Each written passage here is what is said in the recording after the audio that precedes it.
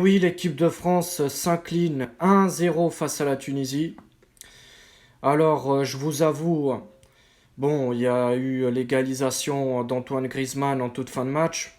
Parce qu'en fin de match, il y a eu 8 minutes de temps additionnel. Mais bon, ça, c'est pas nouveau dans ce mondial. Les temps additionnels, c'est toujours des 7, des 8 minutes. On ne sait pas pourquoi autant de temps additionnel, mais bon. De toute façon, on a vu ça presque dans tous les matchs. Je vois pas pourquoi le but, enfin l'égalisation d'Antoine Griezmann a été refusée, parce que bon, c'est un défenseur tunisien qui rate sa relance, qui rate son dégagement de la tête. Donc il y a Griezmann qui récupère et qui fait une belle reprise de volée du pied droit et il trompe le gardien. Donc pour moi, je vois pas où il y a eu deux hors-jeu. Pour moi, normalement, le but, il aurait dû être validé. Donc, je viens d'apprendre cette nouvelle-là, donc je suis quand même surpris. Bon, c'est vrai que la France n'a pas fait un grand match, ça il faut le dire. Les Français n'ont pas été très bons aujourd'hui. En première mi-temps, c'était vraiment fade. Les Tunisiens, ils étaient quand même supérieurs, que ce soit offensivement ou dans les duels. L'intensité, c'était plutôt du côté tunisien.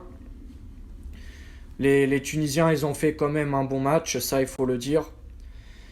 C'est à la 9e minute que Wabi Kazri tire un magnifique coup franc. Il arrive à trouver Gandry, pardon, et Gandry met le ballon au fond des filets, mais malheureusement pour les Tunisiens, le but est refusé d'une position de hors-jeu. Donc la France qui a débuté le match dans un 4-3-3. Deschamps n'a pas aligné l'équipe titulaire pour reposer les joueurs pour les huitièmes de finale. Alors c'est Steve Mandanda qui était au goal aujourd'hui, l'ancien Olympien, qui joue maintenant au stade Rennais. Défense centrale, Konaté Varane. Latéral droit, Dissassi. Latéral gauche, Kamavinga. J'étais très surpris de cette décision de Deschamps parce que Kamavinga, c'est pas du tout son poste, le latéral gauche. C'est un milieu de terrain, donc ça a dû être compliqué pour lui aujourd'hui de jouer dans un poste que c'est pas le sien. En milieu de terrain, Chouameni accompagné de Fofana à droite et Verretou à gauche. Nos deux Olympiens qui ont joué aujourd'hui, Verretou et Gendouzi. Gendouzi qui était en attaque à gauche, accompagné de Colomwani avant-centre et Kingsley Coman à droite. Normalement, à la place de Colomwani, ça aurait dû être Thuram, Marcus Thuram. Normalement, il était sur la liste des titulaires pour aujourd'hui. Mais dû à une gastro, malheureusement, Thuram n'a pas pu être présent pour la rencontre d'aujourd'hui.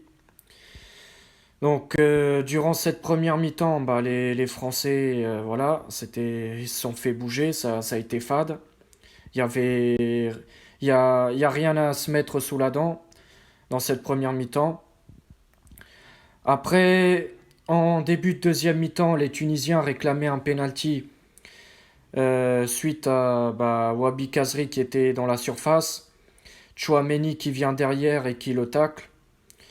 Mais pour moi, il n'y avait pas penalty parce que Chouameni touche le ballon.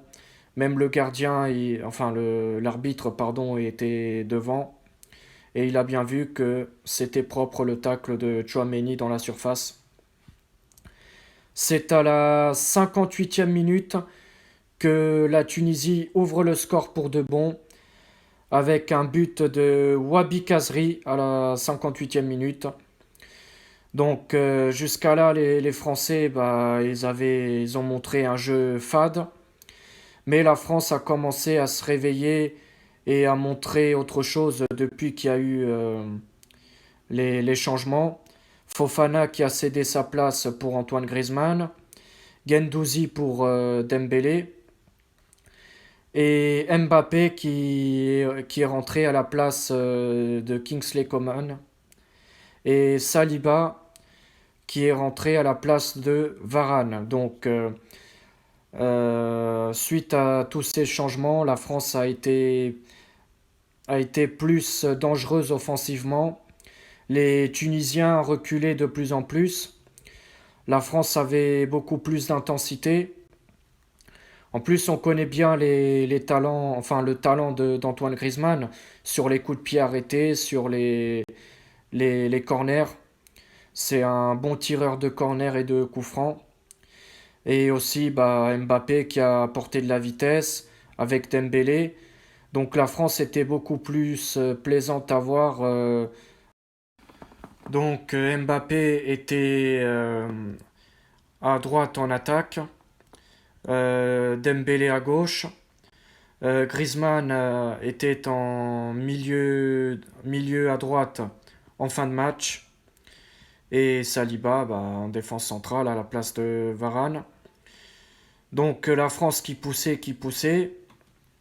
jusqu'à la 90e minute où l'arbitre indique 8 minutes de temps additionnel.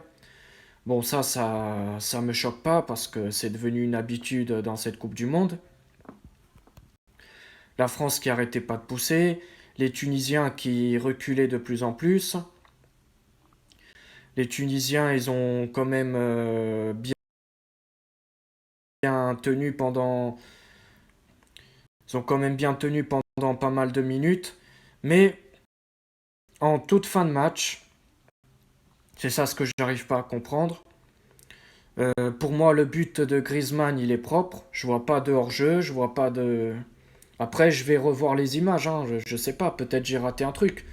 Mais je trouve ça étonnant que c'est après, enfin 2 minutes après, l'arbitre il décide, voilà, que le but est annulé suite à une vérification de la VAR. Mais bon, je trouve ça bizarre. Après, du côté de Australie-Danemark, l'Australie a battu les Danois 1-0 avec un but de Lecky à la 60e minute. Bon, c'est aussi une grande surprise. Je voyais pas du tout les Danois s'incliner face aux Australiens. Comme quoi, c'est comme enfin c'est comme je dis que, enfin moi je le dis que cette Coupe du Monde, elle est remplie de surprises. Et aujourd'hui, on a eu encore une fois une surprise. Les Australiens qui s'imposent face au Danemark. Le Danemark qui termine dernier avec un seul point. C'est vraiment décevant. Alors que c'est une équipe qui a quand même du talent. Vu ce qu'on a vu, ce qu'ils ont fait en Ligue des Nations lors de ces derniers matchs. C'est vraiment décevant de voir cette équipe-là se faire éliminer comme ça. Mais bon, après, pour les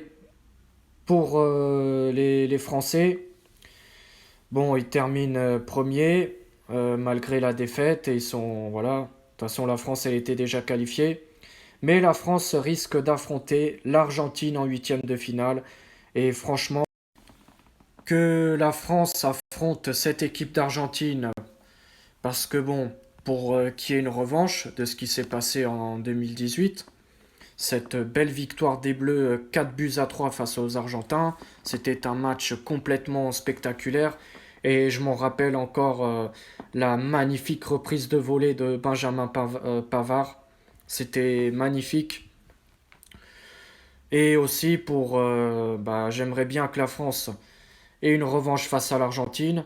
Et j'espère que si la France affrontera l'Argentine en huitième, j'espère que les Français vont encore une fois les taper parce que c'est aussi pour certains supporters, je mets pas tout le monde dans le même sac, bien sûr, c'est pas tous les supporters argentins, c'est quelques-uns qui ont eu quand même des propos dégueulasses envers notre équipe de France envers nos joueurs que soit